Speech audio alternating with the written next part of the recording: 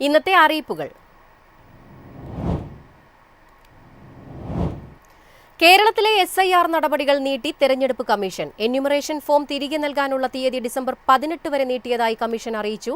സുപ്രീംകോടതി നിർദ്ദേശമനുസരിച്ച് ചീഫ് സെക്രട്ടറിയും തെരഞ്ഞെടുപ്പ് കമ്മീഷനും തമ്മിൽ നടത്തിയ ചർച്ചയിലാണ് തീരുമാനം. സംസ്ഥാനത്തെ തീവ്ര വോട്ടർ പട്ടിക പരിഷ്കരണത്തിൽ എന്യൂമറേഷൻ ഫോം തിരികെ നൽകാനുള്ള അവസാന തീയതി ഡിസംബർ 18 ആക്കി. കരട് വോട്ടർ പട്ടിക ഡിസംബർ 23 പ്രസിദ്ധീകരിക്കും.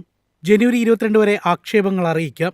അന്തിമ വോട്ടർ പട്ടിക പ്രസിദ്ധീകരണം ഫെബ്രുവരി 21 സംസ്ഥാനത്തിന്റെ ആവശ്യം പരിഗണിച്ചാണ് തെരഞ്ഞെടുപ്പ് കമ്മീഷന്റെ തീരുമാനം. കേരളത്തിന്റെ ആവശ്യം കണക്കിലെടുത്ത് തീയതി നീട്ടുന്ന കാര്യം അനുഭാവപൂർവ്വം പരിഗണിക്കണമെന്ന് തെരഞ്ഞെടുപ്പ് കമ്മീഷന് സുപ്രീംകോടതി നിർദ്ദേശം നൽകിയിരുന്നു. SIR നീട്ടുന്നത് സംബന്ധിച്ച് വ്യാഴാഴ്ച തിരഞ്ഞെടുപ്പ് കമ്മീഷൻ ചീഫ് ഇലക്ട്രിക്കൽ ഓഫീസർ രക്തം കേൽക്കറും ചീഫ് സെക്രട്ടറി ഡോക്ടർ A. ജയതിലകും തമ്മിൽ കൂടിക്കാഴ്ച നടത്തിയിരുന്നു. ഇതേ തുടർന്നാണ് ഒരാഴ്ച നീട്ടണമെന്ന സർക്കാർ ആവശ്യം തിരഞ്ഞെടുപ്പ് കമ്മീഷൻ അംഗീകരിച്ചത്.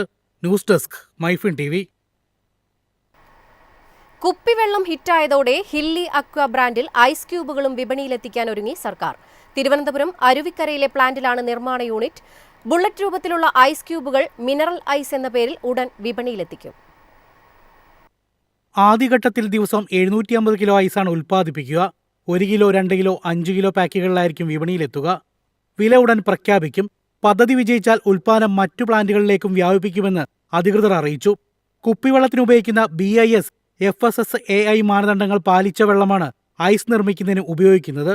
അതിനാൽ ബോട്ടിൽഡ് വാട്ടർ നിലവാരത്തിൽ ഐസ് നിർമ്മിക്കുന്ന സംസ്ഥാനത്തെ ആദ്യ പ്ലാന്റായി ഇതാണ് മാറുന്നത്. കുപ്പിവെള്ള ഉൽപ്പാദനം വർദ്ധിപ്പിക്കാൻ തൊടുപുഴ, അരുവിക്കര യൂണിറ്റുകൾക്കൊപ്പം കട്ടപ്പന, പേരാമ്പ്ര, ആലുവ എന്നിവിടങ്ങളിലും പുതിയ പ്ലാന്റുകൾ സ്ഥാപിക്കും. ആലുവയിൽ 20 ലിറ്റർ ജാറുകൾക്ക് പ്രത്യേക യൂണിറ്റും തുറക്കും. തൊടുപുഴ, അരുവിക്കര പ്ലാന്റുകൾ ചേർന്ന് ഇപ്പോൾ ദിവസവും 90,800 ലിറ്റർ കുപ്പിവെള്ളമാണ് ഉൽപ്പാദിപ്പിക്കുന്നത്. കയറ്റുമതി പ്രവർത്തനങ്ങളും സജീവമാണ്. ഇതുവരെ 51,228 ലിറ്റർ കുപ്പിവെള്ളം വിദേശത്ത് അയച്ചു കഴിഞ്ഞു.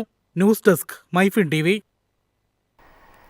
മുതിർന്ന വനിതകൾക്കും വയോധികർക്കും ലോവർ ബർത്ത് മുൻഗണന നൽകാനുള്ള തീരുമാനവുമായി ഇന്ത്യൻ റെയിൽവേ. ടിക്കറ്റ് ബുക്കിംഗിൽ ഓപ്ഷൻ കാണിക്കാതെ പോയാലും സീറ്റുകൾ അനുവദിക്കുമ്പോൾ ഈ മുൻഗണന പാലിക്കുമെന്ന് കേന്ദ്ര റെയിൽവേ മന്ത്രി രാജ്യസഭയിൽ അറിയിച്ചു. മുതിർന്ന സ്ത്രീകൾക്കും മുതിർന്ന പൗരന്മാർക്കും യാത്ര കൂടുതൽ സുഖകരമാക്കുകയാണ് ഇന്ത്യൻ റെയിൽവേയുടെ പുതിയ തീരുമാനം. സ്ലീപ്പർ ക്ലാസ്സിൽ 7 വരെ ബർത്തുകളും തേർഡ് AC-യിൽ 5 വരെ ബർത്തുകളും സെക്കൻഡ് AC-യിൽ 4 വരെ ബർത്തുകളും മുൻഗണനാക്രമത്തിൽ നൽകുമെന്ന് കേന്ദ്ര റെയിൽവേ മന്ത്രി അശ്വിനി വൈഷ്ണവ് രാജ്യസഭയെ രേഖാമൂലം അറിയിച്ചു.